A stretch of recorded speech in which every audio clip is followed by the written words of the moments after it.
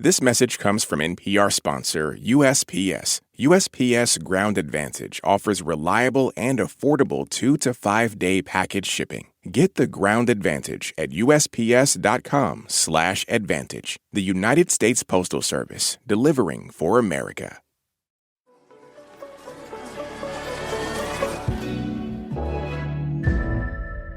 The other day in Zelienople, Pennsylvania, I asked 88-year-old David Reckless what's changed for him since he was 80. Energy. Energy? I used to be more or less the energy bunny, you know. I mean, I still work out, you know. You seem pretty energetic. Yeah, I know, but it's not what you think. More naps in my day, you know, that kind of thing. It's a question that's pretty relevant to next year's presidential election because President Joe Biden, who's 80 now, is running for a second term. He'd be 86 at the end of it. And Biden's most likely opponent, former President Donald Trump, is 77. To put it another way, if you judge it by the age at the start of their term, there's a good chance that next year voters will be choosing between the oldest and the second oldest presidents in U.S. history. My personal opinion is that neither one should be running. Things go downhill in a hurry sometimes. And I think both of them are probably in pretty good health right now, but 2, 3, 4 years down the road, I'd be concerned about that. For all the issues out there, including Trump's multiple felony indictments and upcoming trials, age, particularly Biden's age, has become a big factor in the race. Biden often jokes about it. I know I don't look that old, I know. I'm a little under 103. But when he stumbles in a speech or in real life... We do begin tonight with the frightening image today, President Biden falling on stage at the U.S. Air Force Academy in Colorado. It gets a lot of attention, and a slew of recent polls show voters have concerns. According to a new CBS poll, only 34% of voters think President Biden would actually make it through a second term if reelected. Joining us now, CNN anchor and senior political analyst John. Consider this. Age is an issue in the upcoming presidential election, even for voters who are older than the likely candidates. Seniors weigh in on age and politics.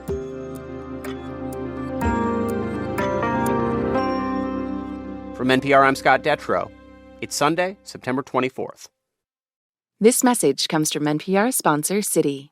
They're not writers, but they help you shape your financial story. They're not a startup, but their innovation labs create new tools to help keep your information secure. They're not architects, but they help build stronger communities. With global expertise and over 2 centuries of experience, Citi provides tools, insights, and guidance to help businesses thrive. They're not just any bank. They are Citi. Learn more at citi.com/weareciti. Support for NPR and the following message come from Progresso, inviting you to take a moment and reclaim lunchtime. Get ready to recharge with Progresso's new protein Mediterranean-style lentil soup with high-quality ingredients to help you tackle whatever the afternoon brings. Savor each bite with hearty lentils and chickpeas, roasted red bell pepper, and a zesty squeeze of lemon. For more delicious ways to reclaim lunchtime, visit Progresso.com. It's Consider This from NPR. In recent weeks, poll after poll has shown that many voters are worried about the age of the 2 likely nominees, especially Biden, in next year's presidential election. We decided to talk about it with some experts, older voters, people around the age of Trump and Biden. And not just any group of seniors who live in western Pennsylvania, a place that'll have an outsized role in deciding the next president. Right, left, right, left, right, left. But at our first stop, the Vintage Center for Active Adults in Pittsburgh, producer Connor Donovan and I ran into a problem. We wanted to interview people in a line dancing class, and the organizers demanded a bit of a quid pro quo. Okay, yeah, you want something from us, we want something from you, too. What's that? You're going to have to do a dance with us. That's fair. Okay. Good. All right. We hit the dance floor. This is a little call-out dance that Stella's going to call it out. Okay. Easy dance. Okay, here we go. All right, let's do it. And I'll admit, I struggled with some of the crossover steps especially. Way more than the regulars, like 70-year-old Nettie Heading. She's line dancing 5 times a week. And that's just one item on her packed schedule. I sew, I play pinochle, I am learning bridge. Oh, yeah? I like things that challenge my brain. Henning says in theory she would like to see someone younger step up.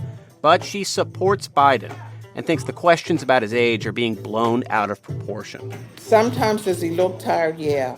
Heck, when I travel abroad, when I was much younger, I would be tired. Yeah. So I think that his health is in good standing. Her fellow line dancer, Len Zappler, sees things differently. He's 85, about the age Biden would be at the end of a second term. My chief worry is I'm losing it. Yeah. And he's on the verge of losing it, I think. So I wouldn't want this guy out there running the show. So when you think about his age and his ability to do the job, you're thinking about yourself? I'm thinking about, yeah. At the same time, Zappler is also a good example of a dynamic Biden's advisors repeatedly point to when asked about these polls showing so many voter concerns about Biden's age. They say all of that changes when voters think about the race as a choice. Zappler is a Republican. He voted for Trump in 2016 and again in 2020. But he says after the past few years, he can't do it again. I'd be hard-pressed to vote, but I think I'd vote for Biden if I had to. Yeah. But I hope he has a very stalwart and capable vice president. That's what I would pray for. To dig deeper into how older voters are thinking about all of this, we gathered a group from the greater Pittsburgh area. People from different political backgrounds who we sat down with at the Passivant community run by Lutheran SeniorLife. And while more than one of our interviewees told us that age is just a number, we will start by having them list their ages. Susan Hughes. I'll be 77 in a couple weeks. John Fuller. I'm 81. Rosalie Bablak. I was 86 on Tuesday. And Preston Scheimer. And I'm 84. Oh, okay. I am the youngest. You are. The panelists all agree on one thing, that young people have a lot of misconceptions about what it means to get older. Here's John. We live in a society where obsolescence is a reality. We discard things. We get rid of it. I think young people sometimes think that older people are the same way. And Rosalie. I think it's important that we let young people know it's not frightful. Mm-hmm. The passage of life is good, and it's good at being old. We enjoy ourselves, too. We have fun. But when it comes to the age of the likely presidential candidates in 2024, views begin to diverge. When you see coverage of President Biden, when you pay attention to the news, what has stood out to you? What stands out to me is that Joe Biden is coping with his aging process very well. He's kept his diet down. He's lean and slim. His mental acuity is sharp as anything. You couldn't accomplish what he's done. Trump is a little bit different in that he represents a heart attack waiting to happen because he's proud of the fact that he eats McDonald's on a regular basis and those kind of things. And his lifestyle is one that makes me wonder about his health. What about you, John? I would say, looking at the two, the optics tell me Trump would be the better candidate from a physical standpoint. Mm-hmm. From a cognitive standpoint, probably they're about the same.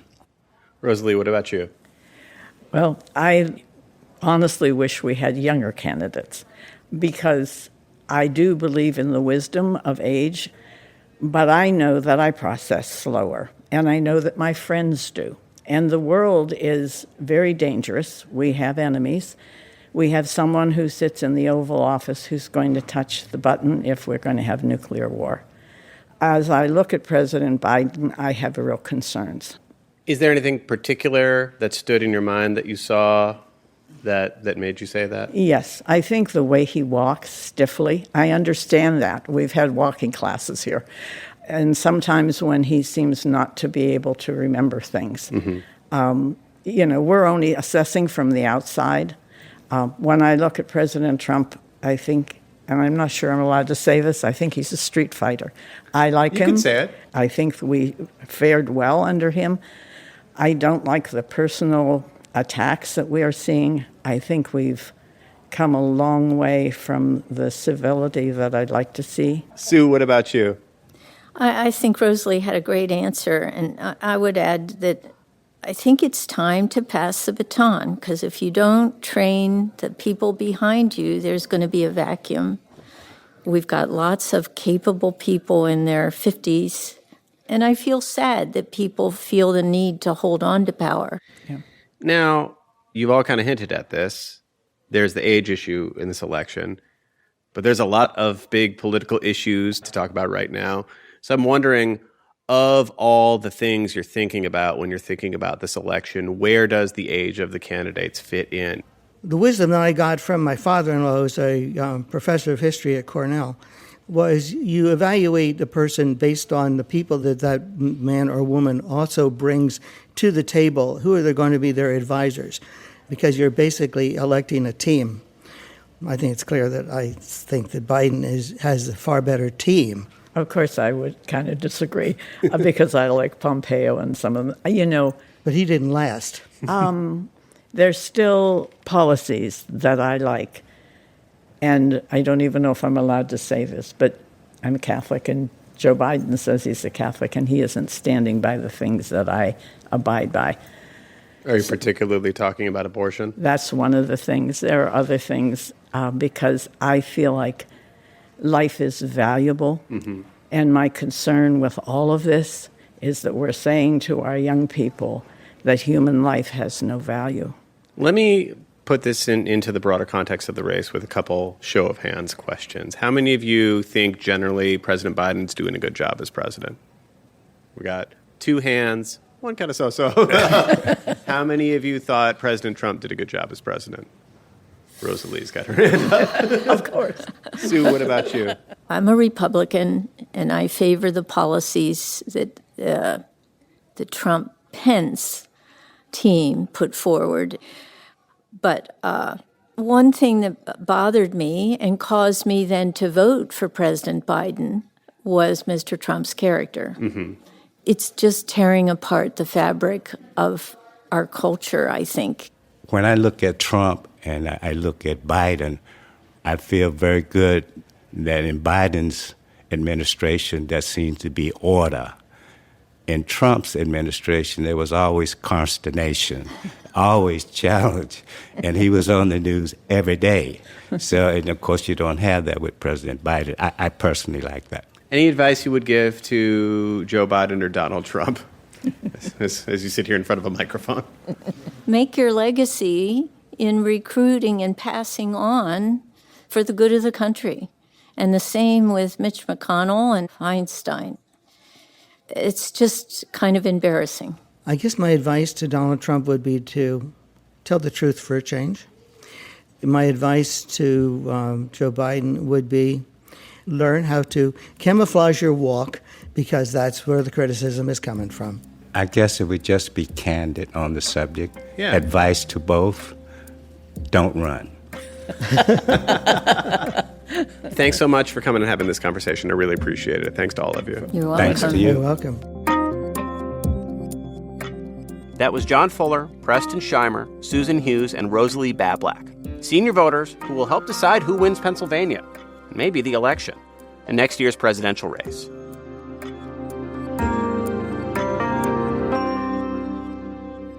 It's Consider This from NPR.